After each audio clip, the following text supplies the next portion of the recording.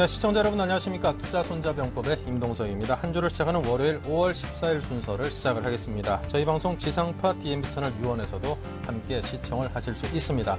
자, 지난주 금요일 코스피가 유로존에 대한 우려로 30포인트 가까이 추락을 하며 1910선대에 마감을 했습니다. 그리스에서 3차 연정 구성 시도도 실패로 돌아가면서 아마도 재선거가 치러질 것이다. 또 그럴 경우에는 그동안 합의를 지키지 말아야 된다라고 주장을 하는 정치 세력이 집권을 하게 될 것이라는 그런 전망이 우세해지면서 어떤 불안감을 키우는 그런 양상이었습니다. 악재로 작용을 했지요. 또 반면 지난 12일 중국 인민은행이 오는 18일부터 은행 지준율을 0.5%포인트 인하를 한다고 밝혔습니다. 중국의 지준율 인하가 향후 증시에 단비가 될 수 있다는 점에서 또 호재도 하나 있다는 점 여러분께서 잊지 마시기 바랍니다. 양쪽을 꼭 놓치지 말고 모두 살피시기 바랍니다. 자, 이번 한 주도 투자 손자병법 여러분께 도움이 되는 많은 정보들을 드리겠습니다. 그 내용들 오늘 준비한 내용들은요. 자, 여의도 리포트에서 동양증권 골드센터 목동점 고윤기 대리와 함께 글로벌 증시의 낙폭 회복이 예상되는 몇 가지 근거들을 살펴드립니다. 이어서 오늘장 키워드에서는요. 중국의 지준율 인하를 통한 향후 영향력을 알아보고 호재와 악재가 균형을 이루고 있는 방향성 없는 현재 증시의 향방에 대해서 한번 짚어보도록 하겠습니다. 네, 본격적으로 1부 순서부터 시작합니다. 강정원 전문가를 화상 연결로 먼저 만나봅니다. 안녕하십니까? 네, 안녕하세요. 네, 지난주 금요일 우리 국내 전일장 뉴욕 증시 마감 상황 정리해 주십시오. 네, 지난주 금요일 국내 시장은 1910포인트까지 좀 하락하면서 지지선을 1930포인트를 깨지는 그런 모습을 보였습니다.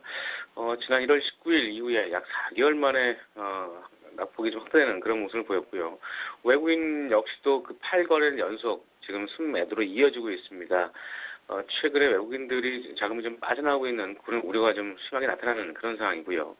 아무래도 유럽 그 재정 위기가 장기화될 조짐을 보이면서 이런 시장 수급 불안은 좀 당분간 계속적으로 좀 이어질 것으로 좀 전망을 하고 있는 그런 상황이에요. 그래서 27포인트 하락한 1917포인트로 마감을 했고요. 코스닥 시장에서도 전체적으로 하루 만에 약세로 돌아서는 모습을 보였습니다. 500포인트 벽을 좀 뚫지 못하는 그런 모습을 좀 보여주고 있는 상황이고요. 외국인과 기관이 사선을 보이고 있다는 게 좀 특징적이었고, 개인만 지금 매도세가 나오는 그런 양상을 좀 보여주고 있습니다. 코스닥에 대한 관심이 외국인 기관이 좀 갖는 그런 모습이라고 좀 보여주면 될 것 같고요. 특징 종목으로는 셀트리온 같은 경우에 무상자 소식이 힘입어서 상한가를 좀 기록한 그런 상황이 좀 특징적이었다라고 좀 말씀드릴 수 있을 것 같습니다. 자세하게 외국인과 기관 매수 종목을 좀 살펴보면 외국인은 기아차와 현대모비스, 호남석유, 삼성 SDI, 신한지주, S51을 순매수하는 그런 모습을 보였고요. 코스닥에서는 셀트리온과 덕산하이메탈, 다음 SM, 비아트론을 순매수하는 그런 모습을 보였습니다.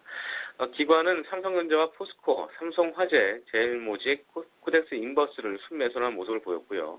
삼성전자는 외국인을 매도하고 있습니다만 기관이 연일 매수하고 있는 부분이 특징적이었다고 보시면 될 것 같습니다. 코스닥은 네오이즈 인터넷과 CJ5쇼핑, 어미닉 IPS, 컴투스 이런 종목들 위주의 매수가 유입되는 그런 상황이고요. 이 코스피 200 종목, 특히 이제 상위 종목 중에서 동시 순매수한 종목은 코스피에서는 제일모직이 좀 특징적이었다고 보시면 되겠고요.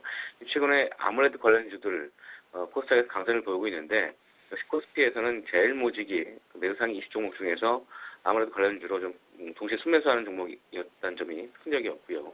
코스닥에서는 SM, CJ, ENM, 게임일과 네페스, YG 엔터테인먼트를 동시에 순매수하는 그런 모습을 보였습니다. 반대로 이제 기관 여기 동시 순매수한 종목으로는 그 코스피에서는 삼성중공업과 SK이노베이션, 코스닥에서는 포스코 ICT가 동시 순매수하는 그런 모습을 보였습니다. 주말 미국 시장은 크게 JP모건이 대규모 파생상품 투자 손실을 보였다는 그 악재를 좀 나타나는데도 불구하고 일단 소비 심리 지표가 좀 호전되는 모습을 보여서 혼조세로 좀 마감을 했습니다. 다우지수도 34포인트 하락한 12,820.6포인트를 기록을 했고요. S&P 500 지수는 4.6포인트 하락한 1,353.39포인트에 마감을 했습니다. 최근에 그리스가 그 사회당 대표가 연정 구성에 실패함에도 불구하고 일단 전체적으로 미국 시장도 하방을 좀 보이는 그런 모습을 좀 보였다라고 보시면 되겠고요. 기술주인 나스닥 지수도 0.18포인트 보합권에 좀 마감을 했습니다만 소폭 상승하는 그런 모습을 보였습니다. 2,933.82포인트의 장을 마감했고요. 뭐 미국 유가도 지금 최근에 그 유로존 위기와 더불어서 이 수요 악화 우려로 좀 하락세를 계속적으로 보여주고 있는데 서울텍사스산 WTI 그 선물 지수 역시도 95센트 하락한 96.13포인트로 마감을 하면서 유가도 지금 지속적으로 좀 하락하는 그런 모습을 보였다라고 좀 정리할 수 있을 것 같습니다. 네, 자 지난주에는 LMS에 대해서 말씀을 하셨는데요. 어땠습니까? 네, LMS 뭐 시장 많이 빠졌습니다만 나쁘지 않았습니다. LMS 뭐 보합권에 마감을 했고요. LMS는 뭐 올해 2분기부터 그 신제품 출시 효과, 특히 이제 프리즘 시트에 대한 그 레벨을 좀 업시키면서 이런 효과를 좀 볼 수 있는 그런 모습이라고 보시면 되겠고요.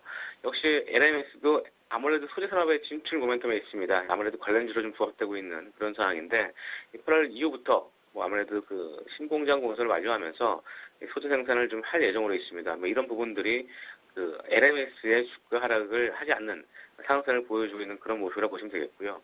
주가 수준도 좀 바닥권입니다. 목표가 제가 제시한 16,500원까지 계속적으로 홀딩이 가능한 그런 종목으로 제시하도록 하겠습니다. 네, 제시하신 목표가 16,500원까지 계속 홀딩이 가능하다 이런 의견을 주셨고요. 자, 오늘장 관심 종목은요? 네, 오늘 공약주는 매일 유업을 제시하도록 하겠습니다. 주말에 토요일 날 또 주중률 인하 수혜주기도 하면서 이 우유 시장 관련돼서 좀 언급을 드려야 될 것 같은데요. 지금 국내 시장, 특히 우유 시장은 성수기 시장입니다. 아무래도 성장이 좀 정체되어 있는 그런 모습을 좀 보여주고 있습니다만, 향후에 이제 FTA 등을 통해서 이 외국 제휴사의 그 제품들이 국내 다수 유입될 가능성이 상존되어 있는 그런 모습으로 있는 상황이고, 아무래도 좀 그런 그 성장 추세의 어떤 그 선행성은 좀 없습니다만, 최근에 수출이 좀 증가하는 그런 종목으로 좀 부각이 돼서 매일 유업을 제시해드리겠고요. 투자 포인트는 두 가지를 두시는데요. 첫 번째는 그 악재 해소와 동시에 그 신성장 동력 확보를 줄 수 있습니다. 지난해에 그 우유 업체들이 좀 힘든 한 해를 보냈습니다. 아무래도 고부가가치 제품인 그 분유량이 회복되면서 이 수익성이 개선될 것으로 전망을 하고 있는 상황이고요. 뭐 그 11월 1일, 지난해 11월 1일 발행된 제품 가격 인상을 통해서 이 원가 부담도 좀 완화될 것으로 보여지고 있습니다. 뭐 과징금이 최근에 우유업체 반영이 완료되면서 일회성 비용이 제거되는 그런 요인도 있고요. 지난 2010년 12월에 백색 CU를 시작으로 해서 2008년도 이 제품 업체 가격 담합에 대한 과징금 때문에 공정거래위원회부터 좀 부과를 받았는데 올해부터는 그 대규모 일회성 비용이 좀 사라지면서 비용 부분이 부담이 좀 덜어지는 상황이고요. 이를 통해서 이제 수익성 개선도 좀 기대할 수 있는 그런 상황이라고 보시면 되겠습니다. 특히 이제 그 유기농 사업 확대와 더불어서 이 자회사인 그 제로투세븐의 국내 성장세 지속을 둘 수 있는데요. 자회사인 그 제로투세븐은 그 아기 유아복을 만드는 회사인데 이 아가방 컴퍼니를 좀 상회할 수 있는 그런 아주 훌륭한 그 업체다라고 보시면 되겠고 이런 신성장 동력이 좀 작용할 전망으로 있고요. 뭐 이런 기업 가치에도 좀 긍정적이다라고 보시면 되겠습니다. 두 번째는 실적 호전과 기관 매수 유입을 주시는데요. 최근에 그 소비자 그 중저가 브랜드인 그 저축세분에 대한 어떤 그 가격 만족도가 높은 상황이고요. 운용간 연평균 60% 이상의 높은 성장세를 좀 기록을 하고 있습니다. 뭐 유아용 한방화장 궁중 비책이라든가 이런 판매 호조를 둘 수 있고요. 전적으로 올해 매출액과 영업이익, 매출액은 2,150억을 전망하면서 26% 이상 증가할 것으로 전망되고 있고요. 영업이익도 97% 이상 증가한 190% 증가한 97억을 전망을 하고 있습니다.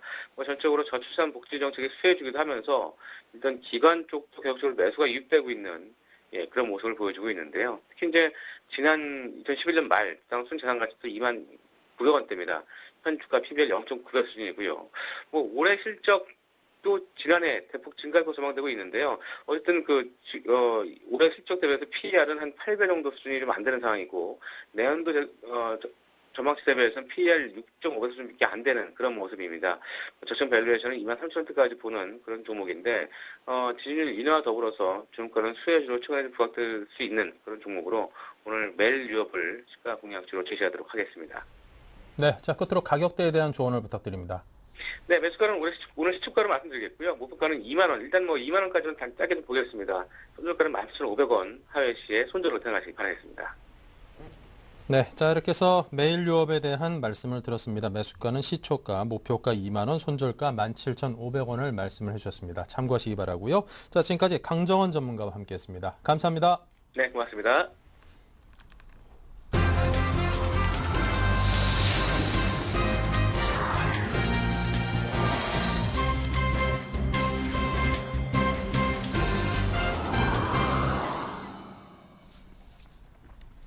네, 지금 막 장이 개장을 했습니다. 개장한 지 5초 정도 됐네요. 따끈따끈한 장입니다. 오늘 반갑게도 양시장이 모두 소폭이나마 상승세로 출발을 했습니다. 거래소가 0.56포인트가 상승을 했습니다. 1포인트가 좀 못 미치고요. 1917.69로 장을 마쳤습니다. 하지만 이 며칠 동안 장 초반부터 10포인트 안팎의 비교적 적지 않은 폭의 하락세로 출발했던 것에 비하면 하락 안 했다라는 것만으로도 참 감사하고 그리고 좀 긍정적으로 볼 수 있지 않나 이런 생각이 듭니다. 자, 코스닥도 역시 495.77로 2.11포인트가 상승한 채 장을 막 시작을 했습니다. 자, 이런 장 상황 함께 풀어보고요. 다양한 이야기 나눠드릴 두 분의 전문가를 모셨습니다. 우리 투자증권 SNG센터 정태근 전문가, 우진투자 컨설팅의 이성규 팀장 두 분이십니다. 어서 오십시오. 안녕하십니까. 네.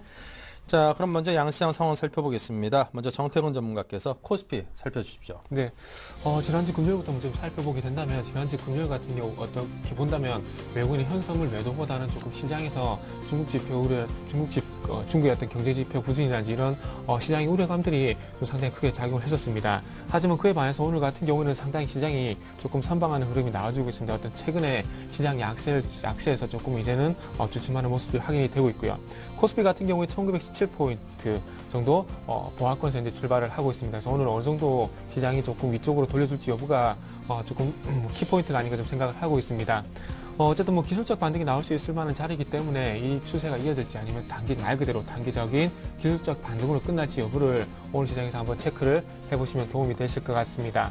자, 시가총액 상위 종목들도 한번 살펴보도록 하겠습니다. 시가총액 상위 종목들을 살펴보게 된다면 전체적으로 혼자세를 이제 보여주고 있습니다. 상승하는 종목, 하락하는 종목, 현재 반반 정도 이렇게 흐름이 연출이 되고 있는데요.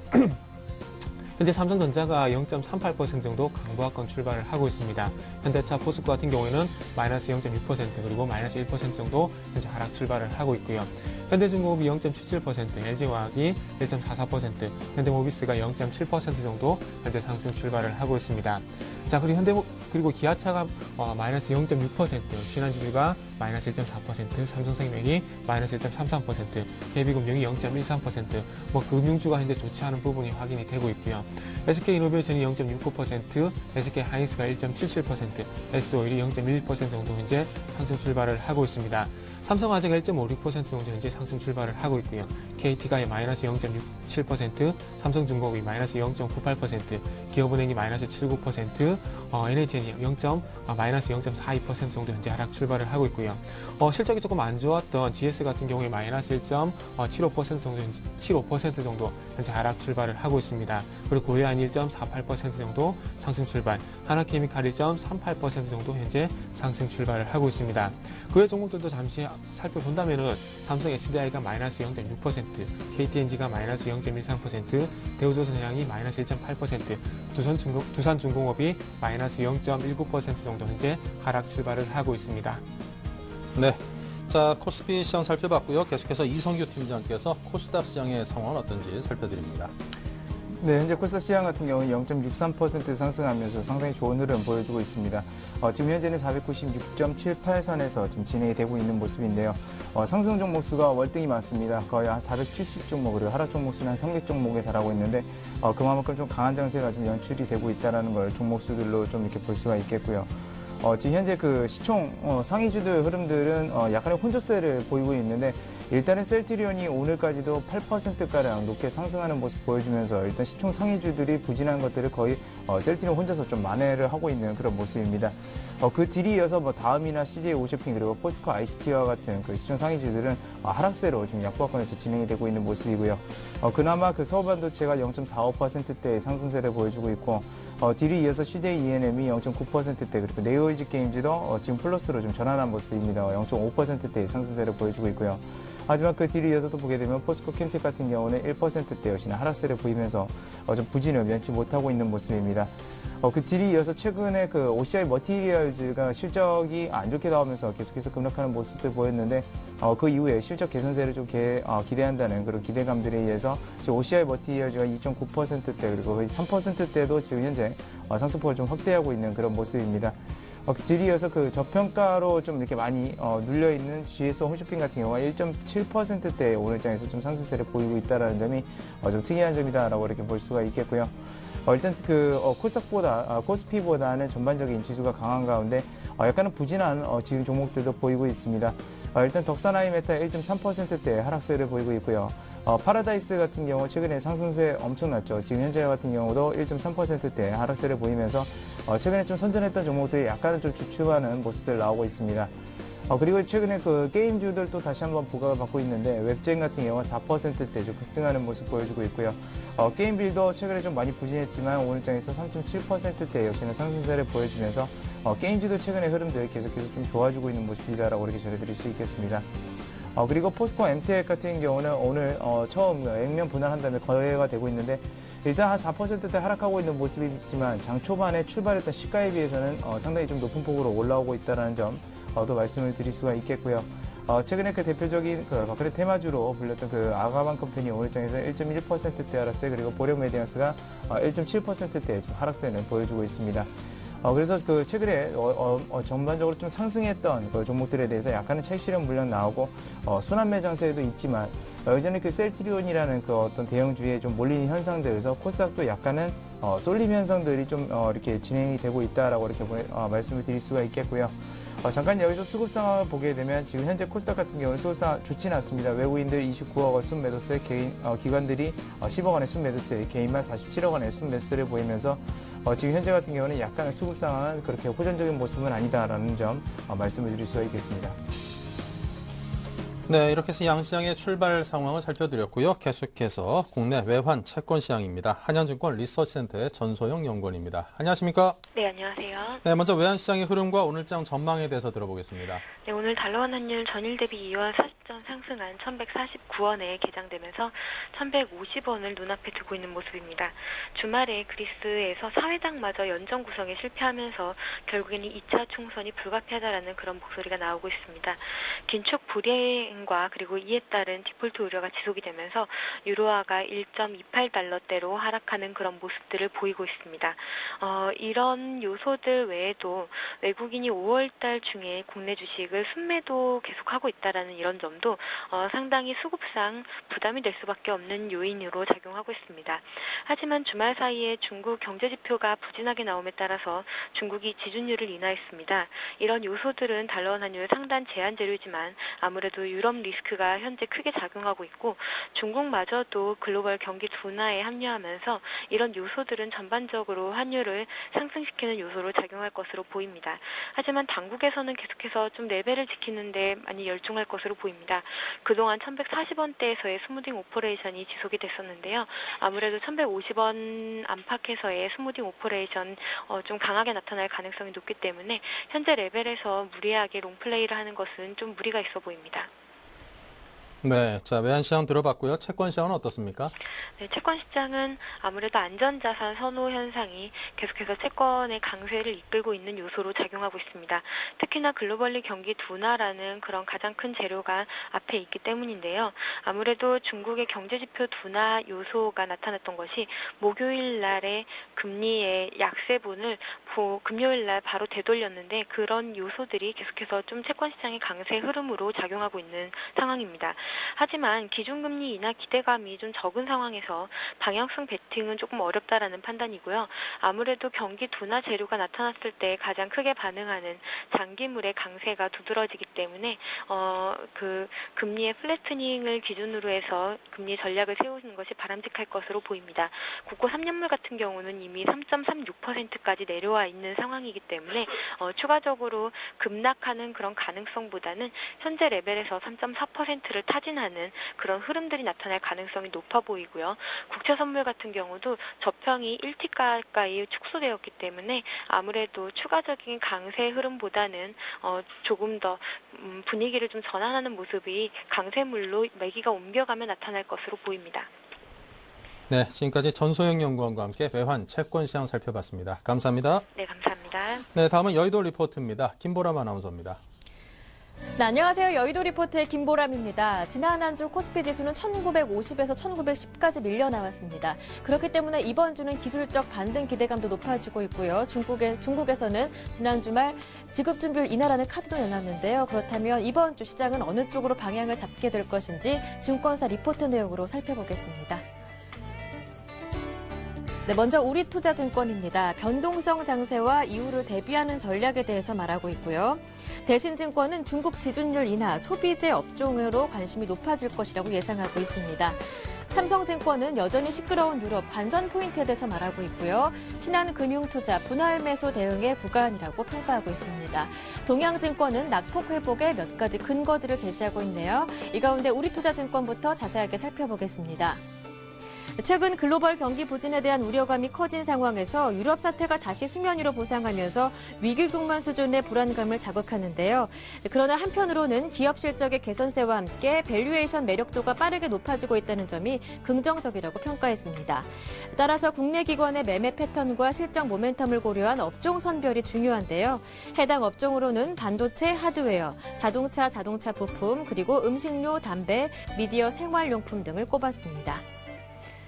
대신증권입니다. 지난주 발표된 중국의 소비 관련 지표들이 예상치를 큰 폭으로 하회하면서 소비 부진에 대한 우려감으로 중국은 지급 준비율을 다시 한번 인하했습니다. 국내 중국 관련주를 설비 투자 관련주와 소비 관련주로 양분할 경우에 이번 지준율 인하 결정으로 수혜를 볼 수 있는 업종은 소비 부양 관련주가 될 것으로 예상했습니다. 이어서 삼성증권입니다. 유럽 관련 불확실성이 확산되면서 투자 심리가 위축되고 있는데요. 특히나 최근엔 정치적 이슈들이 많아 흐름을 파악하고 예상하기가 어려운 만큼 대응이 중요하다고 봤습니다. 따라서 저점을 확인하면서 대응하는 보수적 스탠스 전략이 유효하다고 평가했는데요. 이에 따른 관심 업종으로는 IT 소재 장비주, 자동차 부품주 등을 꼽았습니다. 신한금융투자증권의 리포트 내용입니다. 지금은 분할 매수 대응의 구간이라고 명명했는데요. 유럽의 정치 불안으로 리스크가 재부각되고 있기 때문입니다. 이렇게 글로벌 리스크가 확산되고 있지만 상응하는 대응책이 제시될 예정이며 또 시스템 리스크로 확산될 가능성도 낮다고 평가했는데요. 관심 업종으로는 여전히 IT 자동차가 유효하다고 꼽고 있고 지수는 1930포인트 이하에서 분할 매수로 대응한다고 권고했습니다. 네, 마지막 동양증권 리포트 내용은 전화 연결 통해서 보다 자세하게 들어보도록 하겠습니다. 동양증권 골드센터 목동지점 고윤기 대리 전화 연결돼 있습니다. 대리님 안녕하세요. 네, 안녕하십니까? 네, 낙폭 회복의 몇 가지 근거들 어떤 것들이 있습니까? 네, 안전자산 선호 현상 강화로 인해 코스피가 주간 기준으로 3.6% 하락하면서 지난해 9월 세 번째 주 이후에 가장 낮은 수익률을 기록을 했습니다.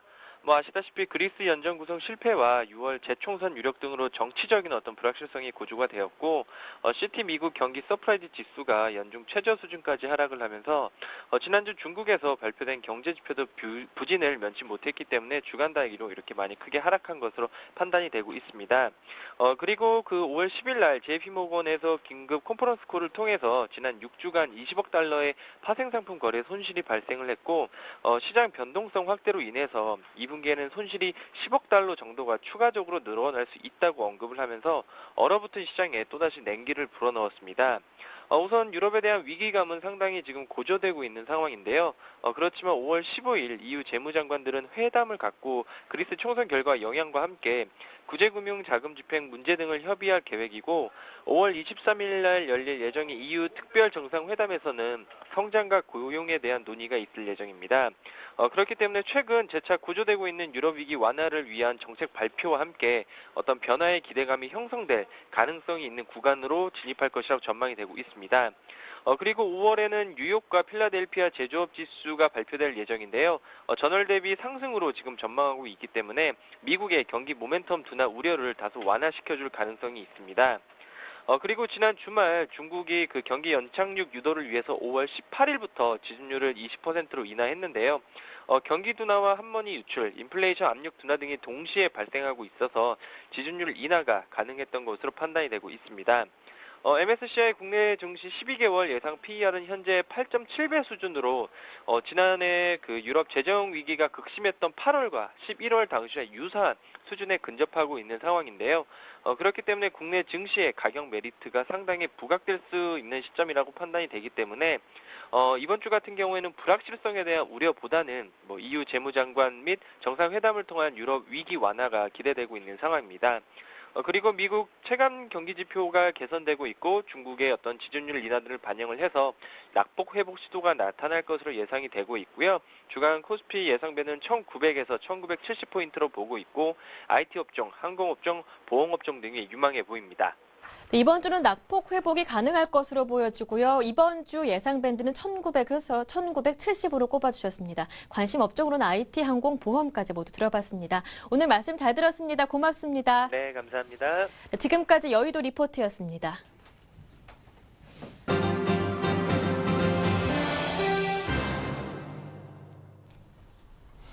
네, 계속해서 최병곤 샘플러스 전문위원을 연결해 봅니다. 안녕하십니까? 네, 안녕하세요. 네, 먼저 오늘 장 상황부터 살펴보겠습니다. 다시금 거래소는 하락세로 반전을 했네요.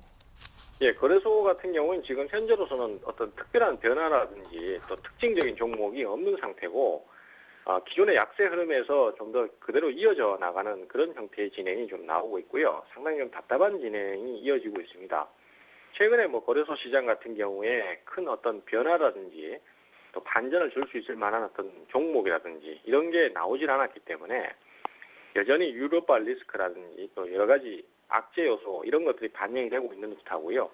시장이 좀 매수 주체가 많이 부족한 그런 상태에 놓여 있는 것 같습니다. 반면에 코스닥 시장 같은 경우에는 좀 더 변화가 있는데요.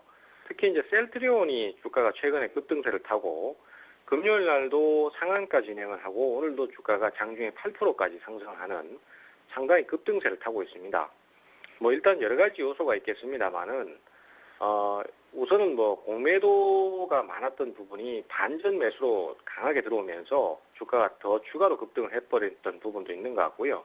또 회사에서도 적극적으로 그 하락에 대한 대처를 하겠다는 의지가 보이면서 더 많은 매수가 몰리는 것 같습니다.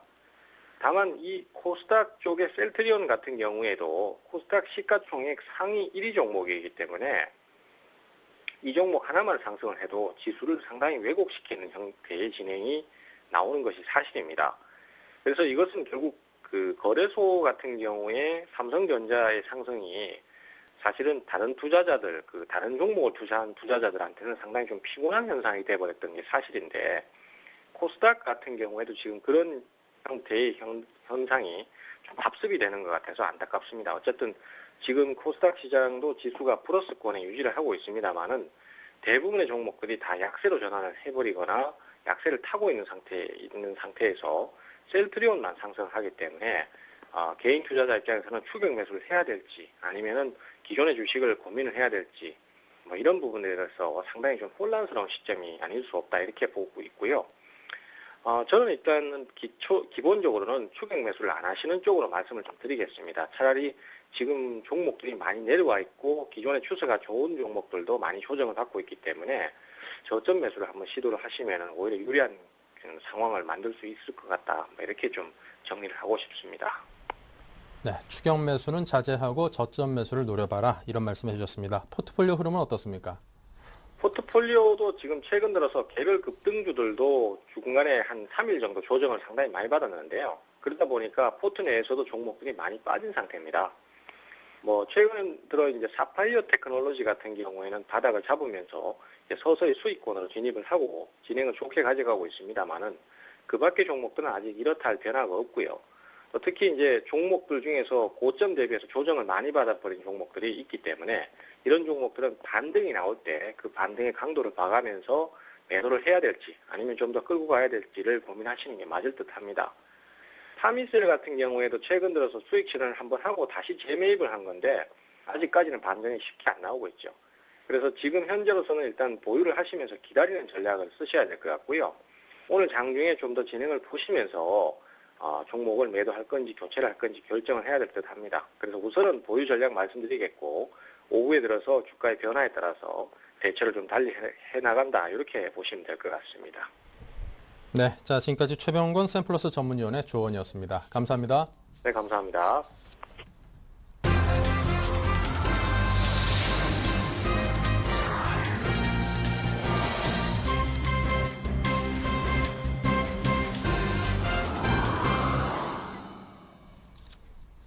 네, 오늘장 출발 전략 잡아야죠. 오늘장 키워드부터 시작합니다. 먼저 정태근 전문가께 먼저 듣죠. 네, 오늘 시작이 조금은 뭐 시장 오늘 코스피만 보게 된다면은 시장이 지금 최근에 그 서두에 그 앵커님께서 언급을 하셨듯이 크게 하락을 했다가 출발한 경우가 상당히 많았었는데 오늘 어쨌든 조금은 조금 낙폭이 있긴 그래도 조금 하락 출발을 하고 있긴 하지만 그래서 상당히 최근의 흐름을 봤을 때 상당히 선방을 좀 하고 있는 것 같습니다. 제가 이 얘기를 왜 드리냐면 오늘 조금 시장이 호재와 악재 속에서 조금 고민을 하는 것 같습니다. 일단 호재가 될 수 있을 만한 부분이 어떤 중국의 지준율 인하가 될 수 있을 것 같고요. 그리고 두 번째 악재가 될 수 있을 만한 부분이 어떤 스페인에 관한 문제 그리고 그리스에 관한 문제 최근에 계속해서 불거지고 있는 유로 문제가 좀 보시면 될 것 같습니다. 그래서 이 호재와 악재가 조금 현재 충돌을 좀 하고 있다고 좀 봐야 될 것 같은데 이 호재와 악재 속에서 조금 고민을 지금 하고 있는데 지금 일단 1차적으로 우리 개인들만 지금 현재 힘든 게 아니라 그만큼 지금 현재 호재 악재 속에서 외국인들 그 기관 투자자들도 그만큼 힘들다는 부분들이 오늘 시장에서 조금 연출이 되는 게 아닌가 지금 이렇게 생각을 하고 있습니다.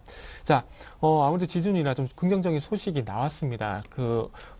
18일부터 지급 준비율을 0.5% 정도 인하하기로 결정을 했는데 이런 부분도 주말 쪽에 기습적으로 이제 이런 소식들이 나왔었고요. 그래서 2011년 12월 달 이후로 현재 세 번째 지준율이 현재 인하를 하고 있습니다. 이런 부분들이 어떻게 본다면 간단하게 말씀을 드려본다면은 즉 미국 연준에서 금리를 인하를 한다든지 그리고 그 1차 부양책, 2차 부양책을 통해서 시중에 장을 풀듯이 마찬가지 중국도 어떤 지급 준비할 인하를 통해서 시중의 유동성을 조금 완화시키는 그런 조치라 좀 보시는 게 맞을 것 같습니다. 자, 그렇다면 시중 유동성 공급을 실시를 했는데 이런 부분들이 실질적으로 어떤 은행 쪽에서 어떤 대출의 완화 조건으로 갈 수 있는 그런 여건이 마련이 됐고요. 그리고 이 대출이 실질적으로 중국의 어떤 소기업이나 중소기업 쪽으로 흘러 들어가게 되면서 설비 투자라든지 그리고 수출 쪽에서 도움이 될 만한 그런 자금이 됐을지 여부가 상당히 키포인트가 되지 않겠나 이렇게 좀 생각을 하고 있습니다. 그래서 그 어때보다도 중국의 어떤 그 산업 생산 지표라든지 그리고 경제 지표들이 안 좋아진 상황 속에서 나왔기 때문에 어떻게 본다면은 중국 정부의 어떤 뭐야 될까요? 산업 생산에 대한 적극적인 노력이 지금 현재 이제부터 시작이 될 것이다. 그렇게 좀 해석을 해봐도 되지 않겠나 생각을 하고 있습니다. 지난 2번 정도 지출 인하가 나왔을 때와는 조금 상황이 조금은 틀리다 좀 봐야 될 것 같은데 자, 그리고 지난 2번 정도 지출 인하했을 때였던 흐름을 좀 봐야 될 것 같은데요. 작년 12월 5일 그리고 올해 2월 24일 날 2번의 인하가 있었습니다. 근데 그때 당시에 지준율 인하를 했지만은 작년 12월 5일 같은 경우는 도리어 시장이 하락을 코스피만 놓고 본다면 도리어 시장이 하락을 했었고요. 그리고 2월 24일 같은 경우는 시장이 조금 2,000포인트 넘는 구간에서 고점이 되는 그런 흐름이 나왔었습니다. 그래서 이번에도 조금 큰 영향이 없지 않겠나 이렇게 좀 생각을 하고 있고요. 하지만 어떻게 본다면 업종에는 조금 도움이 되지 않겠나 생각을 하고 있습니다.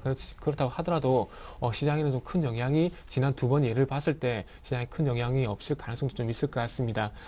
그래서 이렇게 큰 영향 자체가 없을 수밖에 없는 것이 즉 중국에서 이렇게 유동성 지급 준비를 인하하게 되면서 촉진하고 있는 부분들이 어떻게 본다면 산업 생산, 수출을 촉진하기 위해서 이런 정책이 나온다고 보시면 될 것 같습니다. 하지만 더욱 중요한 것은 산업 생산보다 더욱 중요한 것은 어떤 부분이냐, 즉 소비라는 겁니다. 중국이 아무리 그 세계 공장 역할을 하게 되면서 수출을 늘린다고 하더라도 이 수출 물량을 받아줄 만한 어떤 소비 주체가 없다는 것은 그만큼 악재가 될 수밖에 없겠죠. 지금 현재 중국의 최대 수출 지역 역할을 하고 있는 유럽이라든지 그리고 미국의 어떤 소비가 그렇게 원만하게 돌아가지 않고 있다는 부분은 잘 알고 계실 겁니다. 그래서 이런 부분들이 단기적으로 어떤 중국 증시에 호재가 될 수 있을 만한 부분 그리고 우리나라 화학이라든지 철강이라든지 이런 업종에 호재가 될 수 있겠지만은 어쨌든 결론적으로 소비가 개선이 돼야 이런 수출에 조금 도움이 될 만한 산업 정책에 도움이 될 만한 정책이 나왔다고 하더라도 이런 부분은 좀 단기적으로 그칠 가능성이 크다. 이런 부분을 한번 좀 말씀드려 보도록 하겠습니다. 네, 자 오늘장 키워드 이번에는 이성규 팀장이십니다. 네, 일단 오늘 지금 보게 되면 호재와 그 악재가 이제 공존해 있기 때문에 굉장히 투자자들이 적극적으로 이렇게 나가서고 있는 모습은 아닙니다. 확실히 그 장 초반에 거래량 자체도 그렇게 예전에 비해서 그렇게 많지도 않은 모습이고요. 계속해서 좀 줄여든다는 모습이 일단은 투자자들이 증시에 대해서 좀 기피하고 있다라고 이렇게 볼 수가 있겠고. 그 해외 뉴스들을 이렇게 보게 되면 해외에서 그 지난 주말이나 그쯤에 금요일쯤에 이렇게 일어났던 일들을 보게 되면 일단 첫 번째로는 메르켈 총리 당이죠. 독일의 그러니까 기민당이 지방선거 쪽에서 그쪽에서 좀 참패를 했습니다. 이제 그렇다는 것은 계속적으로 나오는 얘기지만 긴축이라는 부분들에 대해서 시민들이 좀 많은 불만을 많이 가지고 있다라는 것이죠. 그래서 그런 부분들이 또 얘기 한 가지가 나온 것 중에 하나가 태양광 보조금 축소를 제안을 했던 것은 바로 이 기민당 쪽이었습니다. 그래서 그런 것들이 무산될 가능성이 굉장히 많다라는 그런 얘기들이 나오면서 태양광 관련주들에 대해서도 좀 한번 이렇게 부각을 받는 측면들이 좀 나오고 있다라고 볼 수가 있겠고요. 어쨌거나 그 독일이 지금 현재 유럽의 중심이고 긴축 완화를 하지 않은 이유 중에 하나가 바로 이 독일의 의견인데 독일의 이런 기민당의 그 파워가 약해지면 약해질수록 향후에는 긴축 완화를 할 가능성이 굉장히 높아진다는 거 그런 점들을 첫 번째로 말씀을 드릴 수 있겠고요. 그리고 중국 지준율 그 18일부터 이제 인하를 하기로 결정을 했습니다. 근데 이 크게 그 금리 부분에서 이렇게 그러니까 통화량 부분에서 이렇게 조절하는 부분에서 지준율이라는 것이 있고요. 그다음에 기준금리라는 것들이 있는데 사실상 지준율 자체는 그렇게 뭐 경기 부양 쪽보다는 내수 강화에 좀 가까운 측면들이 있습니다. 그래서 지금 보게 되면 중국 같은 경우도 계속 지준율 인하를 하고 좀 내수를 탄탄하게 만드는 경향이 있지 그런 것들을 통해서 뭐 사회 SOC라는 그 사회 간접 인프라라든지 이런 쪽으로 이렇게 크게 확대하려고 하는 모습은 여전히 아니다라고 볼 수가 있겠고요. 그렇기 때문에 증시 자체는 그렇게 물론 호재성이라고 볼 수도 있겠지만 그렇게 그 환호하고 있는 그런 모습은 아니다라는 점. 그래서 무모한 그런 어떤 중국이 지준율 인하를 한다고 해서 그 부분에 대해서 이제 경기 부양을 하는구나 이런 측면으로 접근하시는 거는 오히려 중국 관련주도 굉장히 좀 위험해질 수 있다는 점 좀 말씀을 드릴 수 있겠고요. 그 다음에 이제 또 하나는 그리스가 연정 합의를 좀 무산이 좀 됐습니다. 그것에 따라서 최근에 또 얘기가 나왔죠. 피치라든지 무디스 그 신용평가사들이 그리스가 만약에 이런 식으로 계속해서 유로존에서 탈퇴를 하게 됐을 때는 전체 신용등급이 좀 강등될 수가 있다라고 하는데 사실상 그리스 같은 경우는 그렇게 크게 지금 현재 어떤 그 증시를 회복할 수 있는 경제를 회복할 수 있는 그런 여건들은 없습니다. 사실상 유로존을 탈퇴한다고 생각하는 것이 가장 마음 편하다고 볼 수가 있겠는데요. 그것이 혹시나 상대적으로 안 될 수는 있습니다. 최근에 무슨 일이 있었냐면 우리나라 거래소와 그리스가 협약을 맺었죠. 그래서 그리스의 선박회사들이 우리나라에 이제 상장을 할 수 있는 그런 조건이 만들어지게 됩니다. 그렇다는 것은 뭐냐면 지금 아무리 그리스나 유럽 쪽에서 회복을 하려고 해도 안 되다 보니까 자금들이 풍부한 아시아 시장에 상장을 하고 거기서 자금 조달을 하겠다라는 얘기가 되겠죠. 그런 것들을 보고 그게 현실적인 가능성이 있다라고 했을 때는 뭐 20이라든지 그 이후에 IMF라든지 적극적으로 지금 현재 그 그리스나 유럽 정부들에 대해서 또 한번 도와줄 그럴 가능성도 존재한다. 하지만 아직까지 그런 것들이 또 현실화되지 않은 것이기 때문에 이것은 좀 악재다라고 이렇게 볼 수가 있겠고요. 그래서 일단은 첫 번째로 증시에 좋은 것은 독일의 그 기민당이 좀 이렇게 지방선거에서 좋지 않았다는 점은 어떻게 보면 증시에 대해서 호재라고 볼 수가 있겠습니다. 그런데 중국 지준율 인하는 그렇게 호재라고는 또 볼 수가 없겠고요. 그리스 연정합의 무산이 된 것은 분명히 이것은 악재입니다. 그렇기 때문에 호재랑 악재가 굉장히 팽팽하게 좀 맞서고 있는 상황이라서 오늘 장에서도 물론 지금 하락을 하고 있습니다만 장중에도 상승 전환을 충분히 할 수 있을 것으로 예상됩니다. 하지만 그게 완벽히 여기서 추세를 전환시킨다거나 그런 얘기는 아니고 오늘 장 등락폭은 변동폭이 좀 있을 것이다라는 이런 점, 그리고 이번 주 자체도 변동폭이 상당히 커질 것이라는 점 말씀드리면서 증시에 대해서 약간은 관망 전세를 여전히 유지하는 게 좋겠다라는 점 말씀드리겠습니다. 네, 자 이어서 업종별 투자 전략 들어보죠. 먼저 정태근 전문가께 됐습니다. 네, 일단 이번 주를 좀 말씀드리기 전에 지난주를 한번 좀 리뷰를 간단하게 좀 해보도록 하겠습니다. 자, 지난주 같은 경우 외국인들이 IT 업종, 뭐 전기전자 업종 보시면 되겠죠. 6,907억 가까운 어떤 매도가 나왔고요. 그리고 화학 업종 같은 경우에도 2,089억 정도 매도가 나왔습니다. 기관들 같은 경우 그와 반대로 IT 업종 4,100억 정도 매수를 했고요. 그리고 금주 같은 경우에는 1,326억 정도 매수를 했습니다. 운수 장비는 그와 반대로 2,300억 정도 현재 매도를 했고요. 자, IT 업종의 매도가 나올 수밖에 없는 이유들이 지금 현재 뭐 IT 업종은 악재가 없습니다. 그래서 전체적인 어떤 틀을 보게 된다면은 외국인들이 어떤 그 달러를 회수하기 위해서 어떤 그 투자 자금을 회수하기 위해서 상당히 상당히 조금 뭐라 해야 될까요? 대형업종들 같은 경우는 황금성을 상당히 크게 보는데요. 그래서 외국인들이 그 대형업종이나 이제 시가총액 상위업종 코스피 쪽으로 매매를 하는 이유가 어떤 황금성이 그만큼 높기 때문에 이쪽으로 좀 집중을 하신다 보시면 될 것 같은데, 지난주 시장이 너무나 안 좋다 보니까 아무래도 외국인들이 IT 업종 쪽으로 환매수가 아니죠. 어떤 어떤 그 달러로 다시 주식 자금을 회수시키는 그런 흐름이 전체적으로 연출이 됐다 봐야 될 것 같습니다. 그래서 이 부분은 시장이 조금 괜찮아지게 된다면 다시 한번 IT 업종으로 매수가 들어갈 수 있기 때문에 IT 업종을 전체적으로 안 좋게 보는 거는 조금 무리가 있지 않겠나, 이렇게 말씀 한번 드려보시고요. 화학업종 같은 경우 실적이 좀 안 좋게 나오고 난 뒤부터 계속해서 매도가 나오고 있습니다. 그래서 이런 부분들이 오늘 그 중국 지준율 일환에서 화학종, 철강주가 좀 강세를 보이지 않게 예상을 했었는데, 이런 부분들이 조금 그 외국인 쪽보다는 기관 쪽에서 매수가 유입이 되고 있는 것이 확인이 되고 있고, 기관들의 어떤 단기적인 흐름이 조금 나오지 않겠는 생각을 하고 있습니다. 그래서 중국 지준이나 그 시장에 대해서 조금 이슈에 대해서 말씀을 드릴 때 어떤 시장 전체적인 어떤 흐름을 돌리기보다는 업종 내에서 좀 호재가 될 가능성이 크다고 말씀드렸는데, 오늘 중에서 화학업종이 조금 그런 흐름이 연출이 되고 있습니다. 하지만 조금은 아쉽다고 좀 봐야 될 것 같습니다. 지금 그 상승 출발하고 난 뒤에 상승폭이 조금 많이 축소가 되고 있는데, 지금 이제 화학업종 전체적으로 본다면 0.23% 화학과 정도 흐름이 연출이 되고 있습니다. 그래서 중국 지준율 인하가 나오게 된다면은 좀 화학, 철강업종 좀 보시는 게 맞을 것 같고요. 그리고 조선주도 좀 봐야 될 것 같은데, 조선주 같은 경우는 제가 그 아침 쪽에서 뺐습니다. 근데 주말 쪽에서 좀 안 좋은 뉴스가 나와가지고 지금 조금 뺐는데, 아마 이 소식은 아마 오늘 듣기 좀 힘드실 것 같아요. 삼성중공업이 현재 2.2% 정도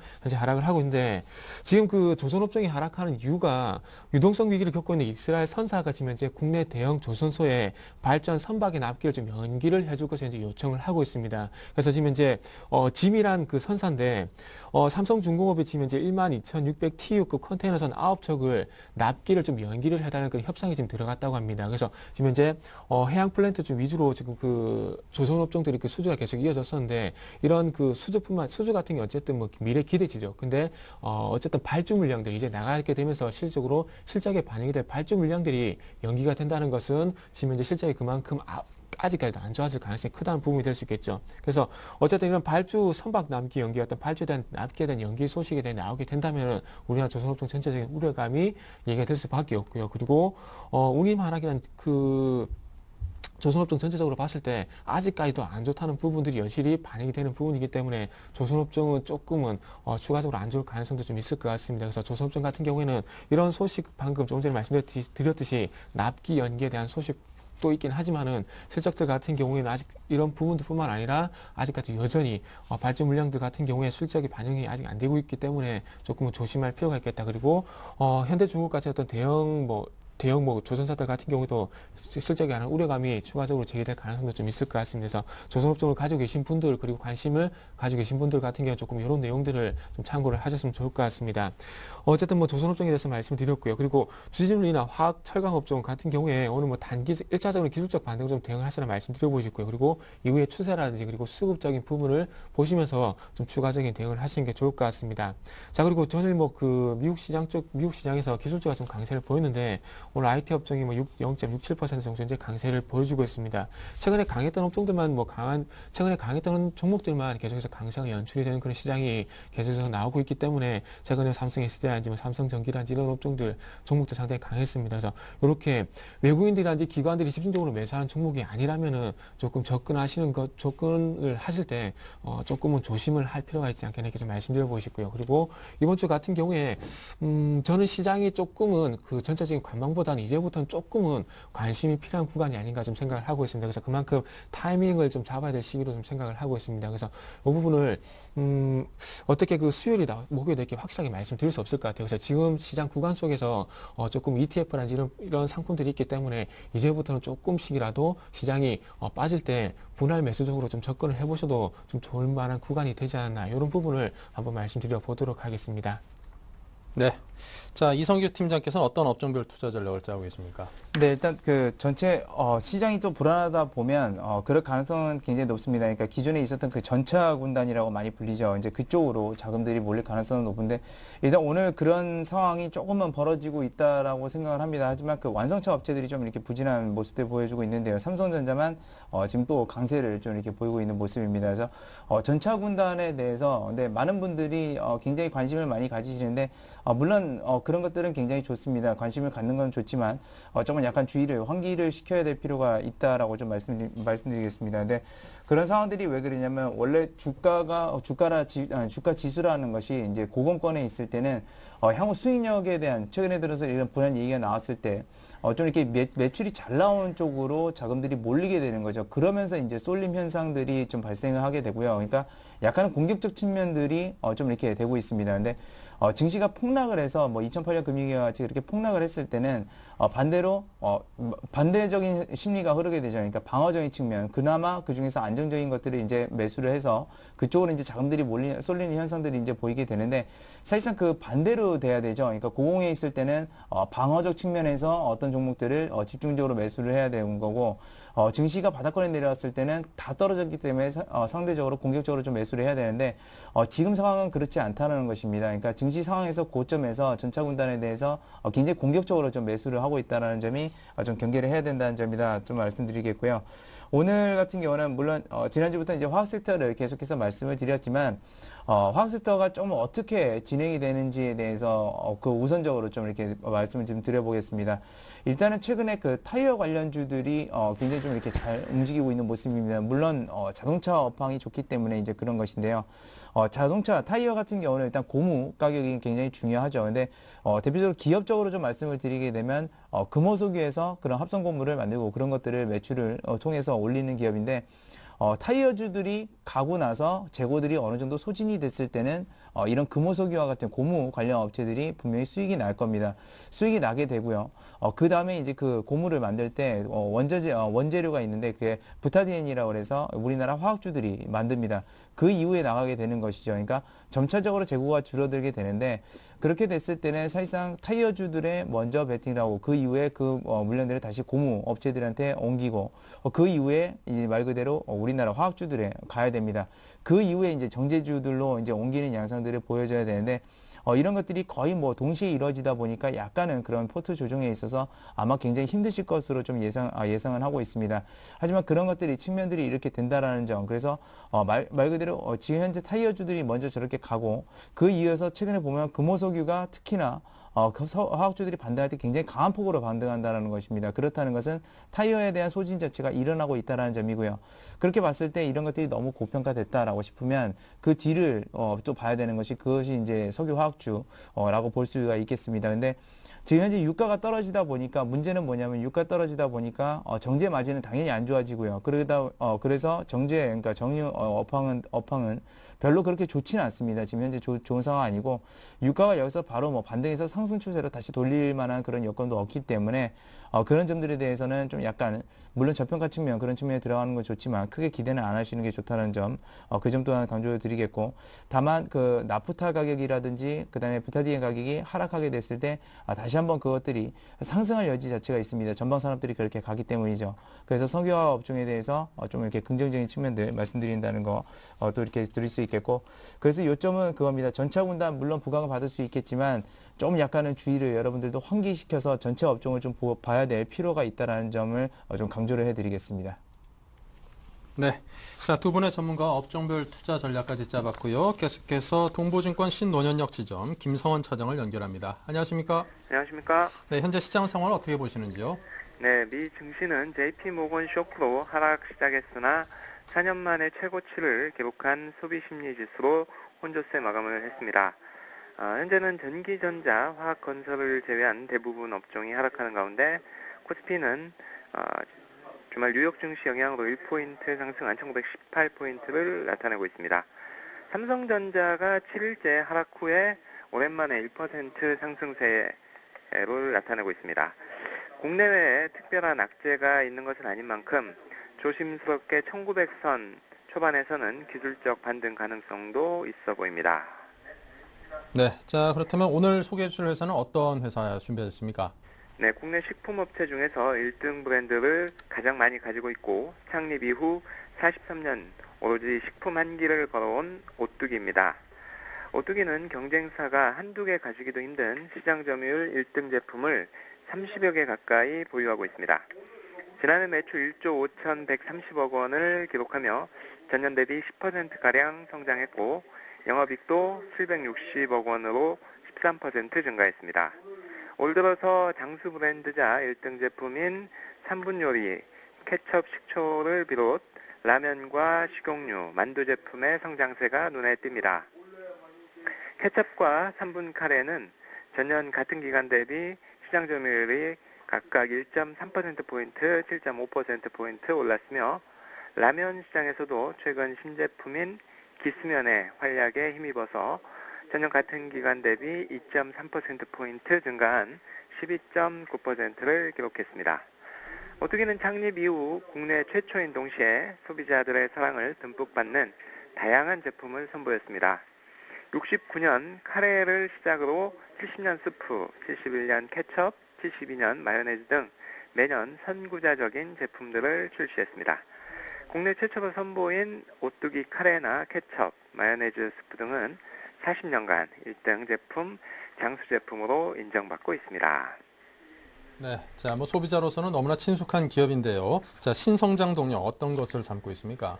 네, 기술력과 제조 노하우를 바탕으로 올해 네이처바이 브랜드를 통해서 건강기능식품 시장에 진출합니다.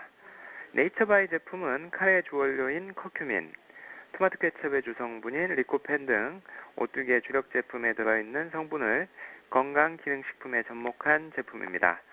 3조 원 규모 건강기능식품 시장이 매년 10% 이상 성장세를 보이는 만큼 식품 그대로의 추출물을 이용한 제품을 통해서 소비자들의 관심을 모은다는 방침입니다. 한편 오뚜기는 다양한 분야에서 적극적인 사회공헌 활동도 추진하고 있습니다. 선천성 심장병 어린이 후원 사업은 92년 시작되어 글로벌 금융위기 등 어려움에도 후원을 지속하면서 오히려 후원 인원을 단계적으로 늘려왔습니다. 92년 매월 5명 후원을 시작으로 출발한 후원 사업은 현재 매월 21명의 환자에게 새 생명을 찾아주고 있다 합니다. 이외에도 전국의 광역푸드뱅크와 복지단체를 통해서 물품을 기부해 독거노인과 불우이웃 등 소외계층의 사랑을 전하고 있다고 합니다. 네, 자, 아주 좋은 회사인데요. 투자 전략 함께 해주시죠. 네, 현 주가는 PER 8.4배, PBR 0.99배로 밸류에이션 업종 평균 PER 14배보다 약간 저평가입니다. 4월 12일 14만 8,500원을 저점으로 기관 매수세가 유입되면서 14% 오르는 17만 원대에 도달했습니다. 음식료 업종 주가가 최근 견조하므로 5일선 부근에서 분할 매수 접근도 괜찮을 것으로 보입니다. 매수가 16만 4천원에서 16만 9천원, 목표가 18만 5천원, 손절가 15만 2천원 제시합니다. 네, 오늘은 김성원 차장께서 오뚜기라는 기업에 대해서 여러분께 설명을 드렸습니다. 참고하시기 바랍니다. 감사합니다. 감사합니다. 네, 자, 오늘장 관심 종목 이어갑니다. 먼저 정태근 전문가님. 네, 오늘 준비한 종목은 우리산업이라는 종목을 좀 준비를 했습니다. 아무래도 K9이 좀 새로 출시가 됐는데 여기 좀 수혜가 될 수 있을 만한 종목이라 좀 먼저 말씀드려 보도록 할게요. 자, K9의 전장 부품 그리고 공조 부품을 현대모비스를 통해서 이제 독점적으로 납품을 하고 있습니다. 하이브리드 카의 연비 개선 목적으로 현대모비스와 공동 개발한 AAF 연비를 좀 개선시키는 제품이라고 보시면 될 것 같아요. 이 제품을 기아차 최상위급 세단에 첫 번째 적용을 하기로 했답니다. 그래서 K9 출시가 나오면서 판매가 증가하게 된다면 우리 산업했던 이런 그 수주 증가 그러면서 좀 실적으로 좀 연결될 가능성도 상당히 크지 않겠는 생각을 하고 있고요. 지금 전기차 시장이 조금 좋지가 않은데 미국 전기차 업체 테슬라 모터스의 그 공급하는 히터 매출이 조금 이제 실적으로 좀 연결이 될 가능성이 상당히 실적으로 인식이 될 가능성도 상당히 좀 크다고 합니다. 그래서 어쨌든 이런 부분 그 전기차 히터 매출 같은 경우 조금 참고를 해보시는 게 좋을 것 같고요. 어쨌든 전기차 같은 경우는 앞으로 계속 지속이 될 수 있는 테마이기 때문에 참고를 해보시고 일단 1차적으로 K9의 전장 부품이라든지 공조 부품을 공급을 어떤 독점적으로 납품을 하고 있다는 부분들이 실적으로 좀 연결이 될 가능성에 대한 부분을 조금 강조를 해보고 싶습니다. 자, 그래서 차트적인 부분 바로 좀 넘어가 보도록 하겠습니다. 자, 먼저 수급적인 부분 말씀 한번 드려본다면은, 자, 최근에 조금 그 기관들이 다시 한번 좀 들어와주고 있습니다. 기관들 중에서 저는 투신을 좀 집중해서 보고 있는데, 투신 지금 현재 4일 연속 들어와주고 있고요. 그러면서 기관들이 지금 현재 5일 연속 최근에 매수가 들어오고 있다는 겁니다. 그리고 아이러니컬하게도 개인들이 현재 매도를 하고 있고, 그리고 기관이 매수하고 있다. 이 부분 조금 참고를 해보시는 것도 좋을 것 같고요. 자, 그리고 제가 그 2부 시간에 항상 말씀드리는 그 쌍바닥 패턴을 최근에 좀 말씀드렸는데, 요 정도부터 지금 현재 4,200원 정도 가격 부분에서 쌍바닥을 현재 만들면서 다시 한번 2차 반등을 현재 노리고 있습니다. 그렇기 때문에 지난 그 2부에서 말씀드린 그런 패턴을 조금 익숙해진 그 기억을 해보시면서 앞으로도 이런 그 추가적인 상승이 나올지 여부도 한번 체크를 해보시는 게 좋을 것 같습니다.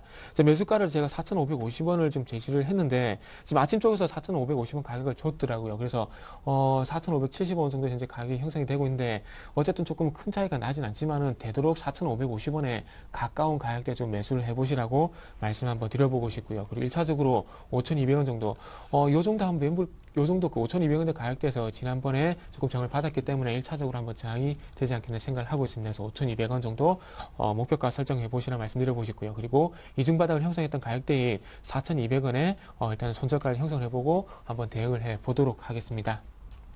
네, 우리 산업에 대해서 설명을 주셨고요. 계속해서 이성규 팀장의 종목 무엇일까요? 네, 저는 오늘 넥센 타이어를 준비했습니다.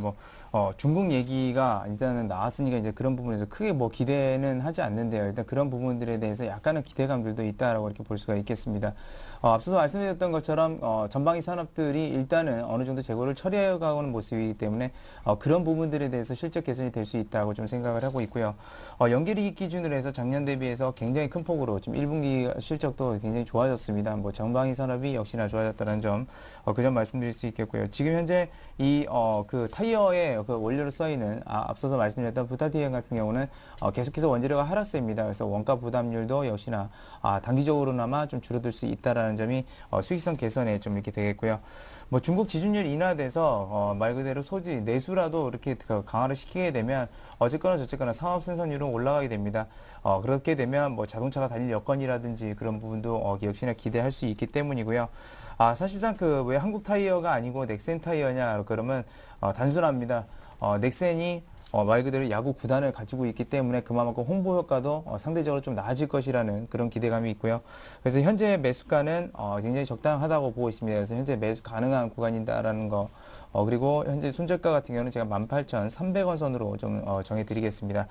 그리고 목표 주가는 일단 1분기 실적이 굉장히 예상외 호조로 나왔기 때문에 일단 그런 부분들 반영해서 일단은 목표 주가는 좀 멉니다. 22,000원 선 제시해 드릴 테니까 이 점 참고하시기 바라겠습니다.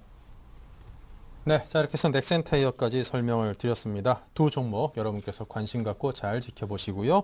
지금까지 우리투자증권 SNG센터 정태근 전문가, 우진투자컨설팅 이성규 팀장 두 분의 전문가와 함께했습니다. 감사합니다. 네, 감사합니다. 네, 잠시 11시부터 종목 상담 진행됩니다. 전화와 문자 양쪽으로 상담 신청 가능하시니까요. 많은 참여 부탁드리고요. 저희 달라진 서울경제TV 홈페이지 다시 한번 꼭 한번 들러보시기 바랍니다. 잠시 후 2부에서 뵙습니다.